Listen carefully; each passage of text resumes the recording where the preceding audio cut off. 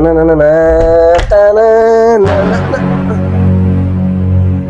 First night தானே பொண்ணு தானே வரும்னாங்க, பொறி உண்டை வந்திருக்கு. யோ நீனையா பண்றீங்க? டேய் நேரா உனக்கு புறம்போக்கு.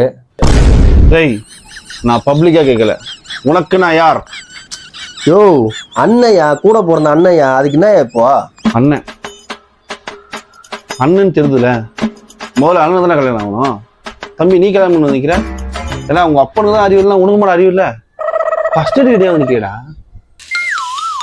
அண்ணே, இந்த லவ் மேரேஜ்ண்ணே, உனக்கே தெரியும்ல. நானும் தான் லவ் பண்ணேன். லவ் லவ் லவ் பண்ணியா? யோ யாருன்னு சொல்லியா, இப்பயே பேசி முடிச்சிடலாம். ஆனா அவன் என்ன லவ் பண்ணலடா. எப்படியா லவ் பண்ணோம்? வாழ்க்கையில குடியிருக்கலாம், குடியே வாழ்க்கையா இருக்கு, அப்புறம் எப்படி லவ் பண்ணோம்? டேய் என் லவ் பத்தி என்ன தெரியும் உனக்கு? அந்த பொண்ணுக்காக நான் என்னென்ன பண்ண தெரியுமா? டெய்லி ஒருத்தங்கிட்ட லவ் லெட்டரும் டைரி மில்க்கும் கொடுத்து அண்ணன் கொடுக்க சொன்னேன். அவனும் கொடுத்தான் 3 வருஷமா. அப்ப அந்த 4வது வருஷம் என்னாச்சு? அவன் உசார் பண்ணிட்டான்டா. இதெல்லாம் ஒரு கதையாடா?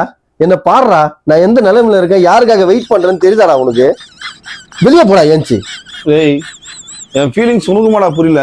இங்க பாருண்ணே, நம்ம முடி வெட்ட கடைக்கு போறோம், நம்மளுக்கு பிடிச்ச மாதிரி வெட்ட சொல்றோம். அவன் நம்மளுக்கு பிடிச்ச மாதிரியா வெட்டுறான்? அவனுக்கு பிடிச்ச மாதிரி தான் வெட்டுறான். இருந்தாலும் நம்மளுக்கு பிடிச்ச மாதிரி ஏத்துக்கிறது இல்லையா? அந்த மாதிரி தானே வாழ்க்கையும், நம்மளுக்கு பிடிச்ச மாதிரி மாறும் அப்படின்னு நினைச்சிட்டு போக வேண்டியது தானே.